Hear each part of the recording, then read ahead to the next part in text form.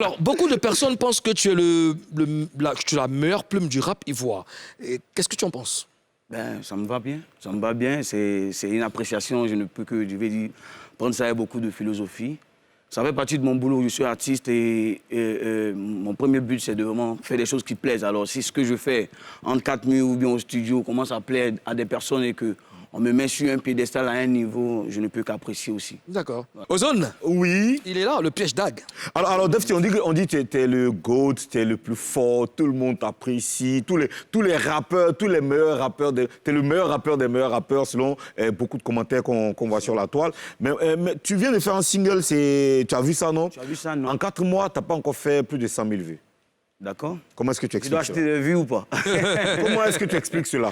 Non, il n'y a rien à expliquer. Ça fait partie je pense que du travail. Un travail bien fait n'a pas forcément besoin d'être quantifié.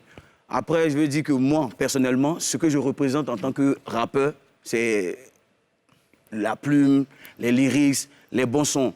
En ce qui concerne comment la stratégie commerciale et tout ce qui fait marcher un morceau, c'est tout un staff. Alors, il faut dire qu'on est en progression depuis quelques années. Il faut dire qu'on est parti d'indépendant à aujourd'hui artiste signé en major.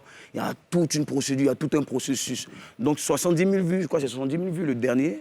Voilà, c'est pas mauvais en soi, c'est même très bon. Parce qu'on a quand même fait un bon démarrage. 91 000 vues. Ah, ouais, enfin, je me suis arrêté à 70 000. Ça veut dire que ça allait très vite de ce matin à maintenant. Ça va loin, ça va loin. C'est pour dire qu'en vrai, pour moi, tout est une étape. Je suis en train de franchir des étapes au fur et à mesure que je sors des morceaux. J'aurais aimé sortir au plus vite des morceaux, mais il n'est pas tard. Il n'est pas tard.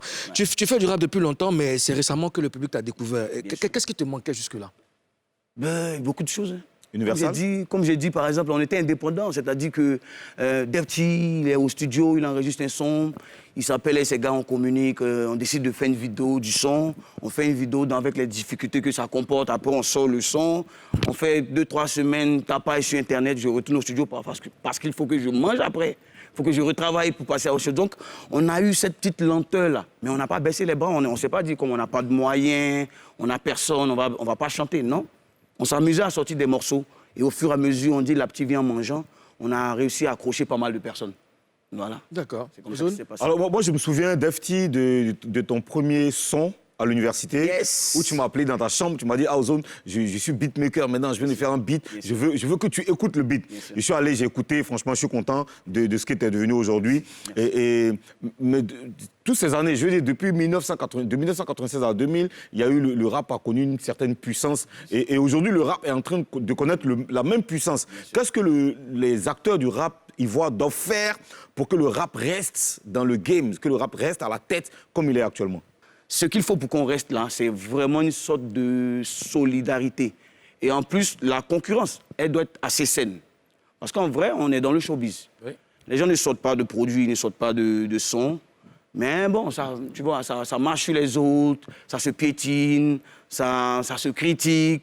Tout ce qu'il y a de mauvais derrière, alors que pour un mouvement qui est en train de renaître avec de nouvelles bases, il faudrait tu vois, un peu d'unité, un peu de travail commun. Il faut un ensemble. Parce que Kiff No Beat, il perce, Suspect perce, Defty perce, mais ça reste différentes entités. Il faut tout un mouvement. Il n'y a pas de mouvement, en fait. Pour qu'il y ait un mouvement, il faut plusieurs acteurs. Quelqu'un me disait comme ça que dans une rue, un seul lampadaire ne peut pas éclairer une seule rue. Il faut plusieurs lampadaires à chaque 10 mètres et tout. Donc, c'est comme ça que le rap peut briller.